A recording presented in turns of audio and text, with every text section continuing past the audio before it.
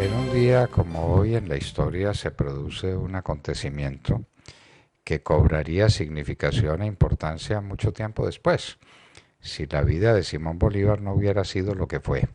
Este acontecimiento habría pasado completamente desapercibido. Tenemos que recordar que Bolívar tuvo un tutor, tuvo un orientador, tuvo un maestro, que fue don Simón Rodríguez. Un personaje muy especial, un personaje muy sui generis, muy rusoniano, como era la parte de, como eran los intelectuales de su tiempo, muy rusoniano. El Emilio, la Julia, las grandes obras de Rousseau en todo sentido y especialmente todo el tratado político rusoniano estaba en boga de los grandes intelectuales del momento y Simón Rodríguez era un gran rusoniano y por eso educó a su pupilo, a Simón Bolívar, muy a la manera de Rousseau, con mucho amor por el campo, con mucho amor por las grandes obras atléticas. Bolívar era un gran nadador, era un jinete espectacular, era un caminador infatigable y eso en mucha parte se lo debía a Simón Rodríguez, que tenía verdadera veneración por los principios de Rousseau y especialmente por aquel sueño que tuvo Rousseau de que había una sociedad presocial anterior a los convencionalismos sociales donde predominaba lo que él llamaba el buen salvaje. El buen salvaje es una figura rusoniana y se pensó que en América podría existir ese buen salvaje y por eso el esfuerzo rusoniano por dominar América con ese pensamiento.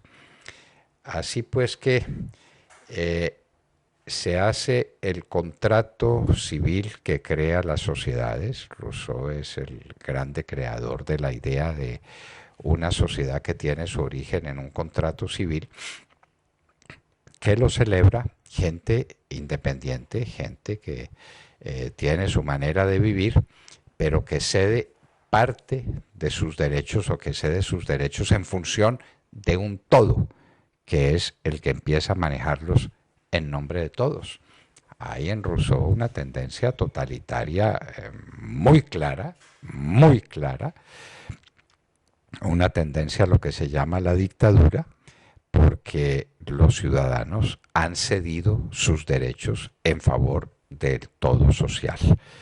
Esos ensayos rusonianos tienen esa conclusión fundamental que está a lo largo de todas sus obras. Y Simón Bolívar recibe ese influjo de Simón Rodríguez. Pasa el tiempo, Simón Rodríguez se fuga de Venezuela, casi lo captura el gobierno venezolano con toda seguridad para darle muerte y ha venido por Europa donde estaba vagando por Europa. Simón Rodríguez con sus sueños a cuestas y mientras tanto el joven Bolívar, miembro de una familia privilegiada, tal vez la familia más rica de Venezuela, con inmensas propiedades, con una gran cantidad de esclavos, que fueron el ambiente en el que Bolívar creció y en el que presenció las injusticias que se cometían contra la gente elemental y contra la gente simple y particularmente contra los esclavos. Bolívar amó a muchos de los esclavos y en particular a la negra Hipólita, que fue prácticamente su madre una vez que la suya había muerto como había muerto su padre. Bolívar era huérfano de padre y madre desde muy niño y quedó al cuidado de sus tíos los Palacios y quedó al cuidado de don Simón Rodríguez. Bolívar hace un viaje primero a Europa, pasa por México, llega después a las Cortes de Madrid, se enamora locamente de quien sería su única mujer, se casa con ella y por desgracia para su dolor infinito, porque fue un dolor que le partió el corazón, ella muere regresando a América con las condiciones muy primitivas de la medicina de entonces.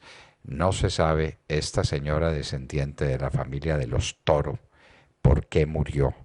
Lo cierto es que para Bolívar fue un dolor inmenso que juró que nunca más se casaría.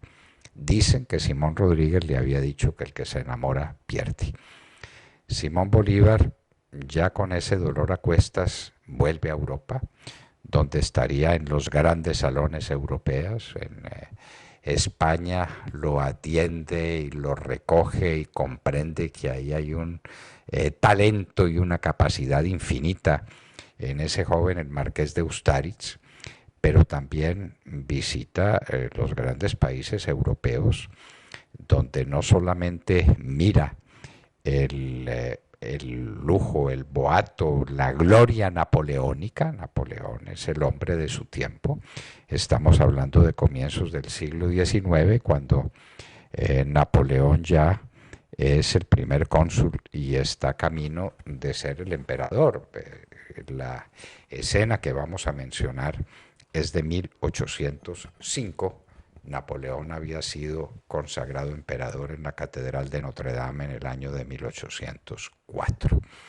Ese es el ambiente, pero en medio de los ejércitos napoleónicos hay quienes estuvieran llevando todavía las obras de Rousseau, las obras de Voltaire, las obras de la enciclopedia, y ese es el ambiente intelectual en el que se mueve el joven Bolívar, que un día en sus peregrinaciones por Europa llega a Roma y en Roma encuentra a Simón Rodríguez, y con Simón Rodríguez vuelven las correrías para sacar del fondo de la historia la grandeza infinita del Imperio Romano, la sabiduría toda que viene desde Grecia, los preceptos fundamentales de una política liberal que respetara a la gente, que eliminara para siempre la esclavitud.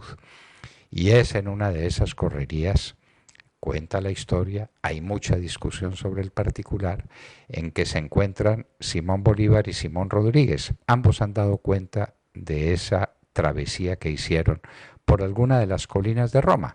A Roma la dominan unas colinas bellísimas y una de ellas es del Aventino o Monte Sacro, que Bolívar pasa a recordar, ya gran conocedor de la historia romana, cuando los plebeyos se fueron de Roma, mortificados como estaban por el tratamiento que le daban los patricios, y se van precisamente al Monte Aventino, donde tienen los patricios que venir a pedirles que regresen a Roma, que regresen a la ciudad y que tendrán un tratamiento diferente.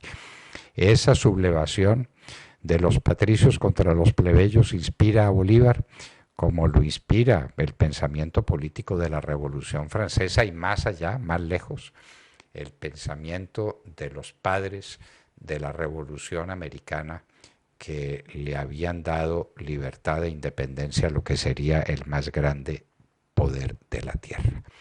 Es lo cierto que allá en ese monte que parece ser el Monte Aventino, que llamarían también, o se llama también el Monte Sacro, Bolívar toma la mano de su amigo de Simón Rodríguez y le dice: juro delante de usted, juro por el Dios de mis padres, juro por ellos, juro por mi honor, juro por la patria, que no daré descanso a mi brazo, ni reposo a mi alma, hasta que haya roto las cadenas que nos oprimen por voluntad del poder español.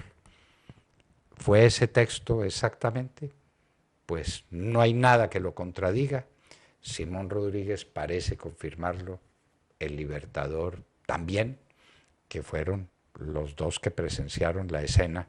Se dice que había otras personas en alguno de los relatos históricos que se hacen, pero el juramento se contrae a los dos Simones, Simón Bolívar y Simón Rodríguez, que en un día como hoy, en el año de 1805, escuchan como un joven de 22 años jura romper las cadenas que oprimen a su patria por obra, por voluntad del poder español.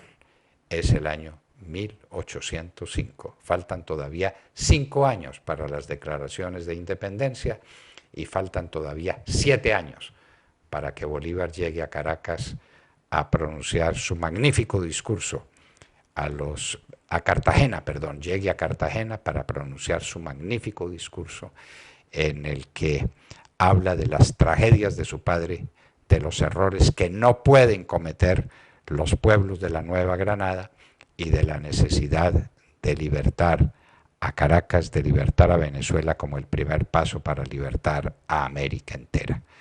15 de agosto del año de 1805, un joven de 22 años, Simón Bolívar, jura libertar a su patria sobre el monte Aventino.